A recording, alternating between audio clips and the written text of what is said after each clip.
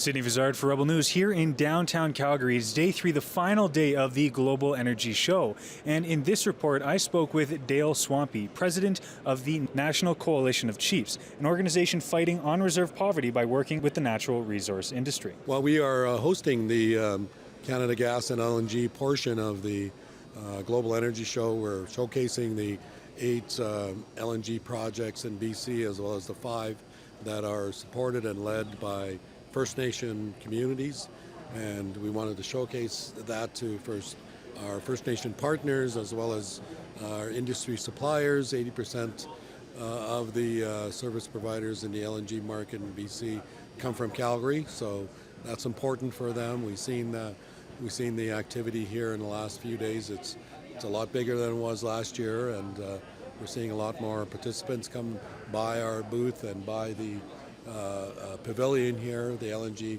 pavilion, and we're encouraged by that, and we think LNG is going to be a big mover, driver for the economy in Canada. Now, and for the National Coalition of Chiefs, obviously in Canada right now, there's a lot of conversations happening around how we're going to get energy to market and what kinds of energy are allowed on market. What is the NCC's perspective on this situation, often seen as a battle between Alberta and the federal government? Well, the NCC was first developed as an offshoot of the Aboriginal Equity Partners on Northern Gateway. And we're working right now with proponents and government officials about possibly ramping up the Northern Gateway project again. And we think that's the biggest opportunity that Canada has. It's bigger than energy, it's bigger than LNG, it's huge. If we can get our bitumen out to Tidewater and get the Brent pricing for it, I think everybody's going to want to be on that pipe. Build one and then expand to another and so forth.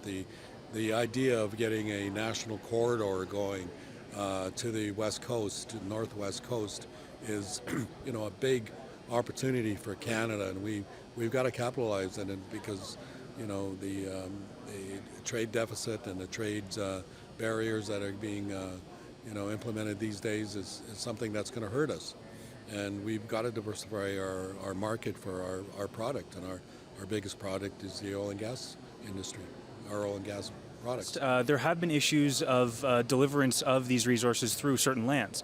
How would you say the state of affairs is on that currently, especially given Prime Minister Carney and his new initiative for connections across the country? Well, I'm a little bit wary of Carney's position. He says that he'll guarantee that projects will be approved within 2 years, provided First Nations are on board.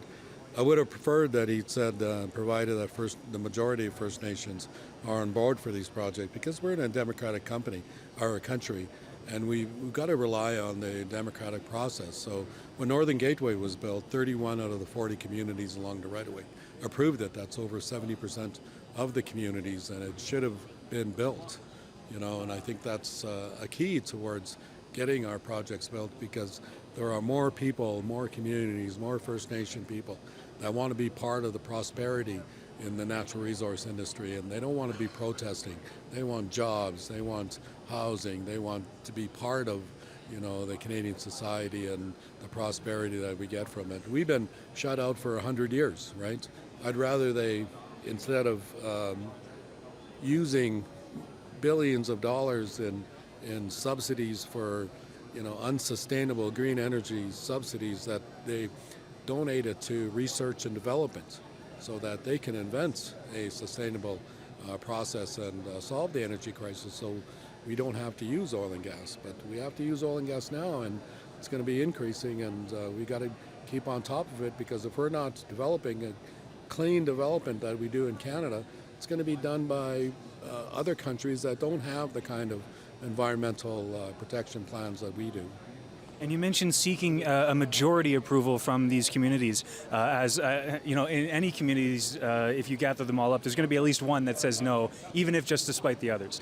But my question for you is, when it comes to these communities, a lot of them are really not just on the outskirts of Canada, but on the outskirts of the global society. They're just so far away from a lot of the infrastructure and the things that most Canadians rely on a daily basis. So what would it mean to have these projects go through for a lot of these extremely northern and secluded communities?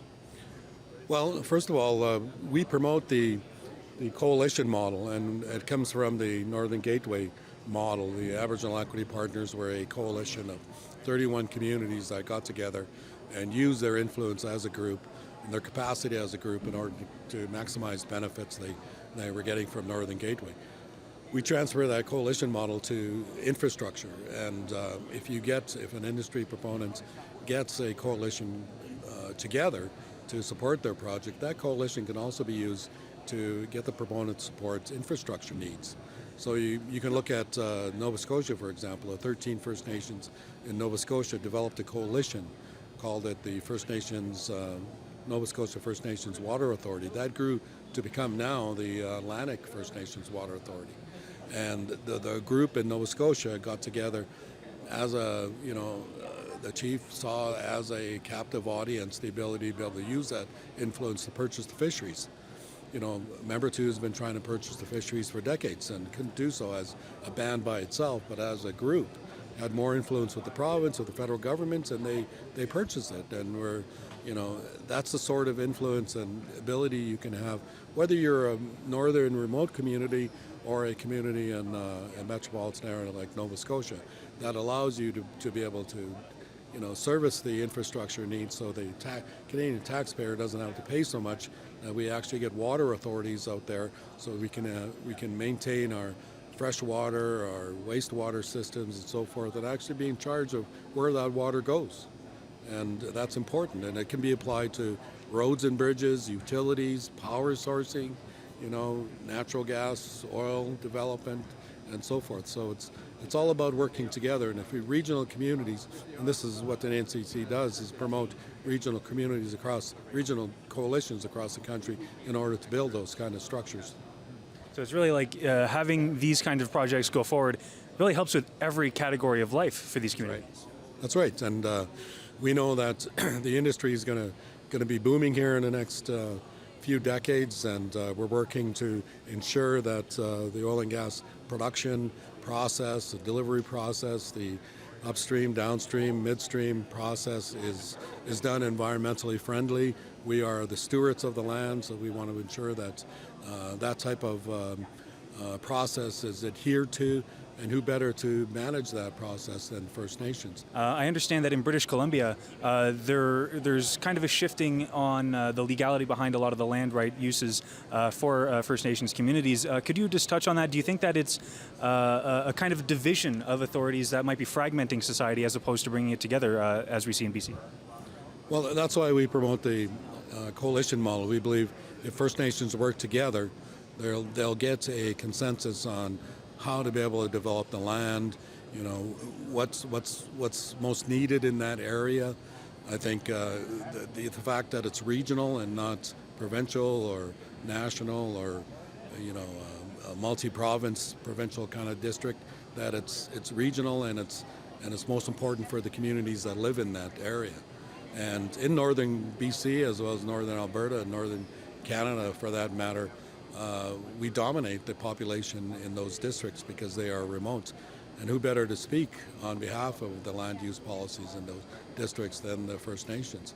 But you're going to find that most of them, they want development. They want to be a part of the prosperity that natural resource development brings. So they're willing to look at land use plans that make sense for both the province, the region, the federal government, and the people. And I think you're going to see a lot more cooperation now than you've ever seen, because we're going to see a lot of developments, I think, in the future.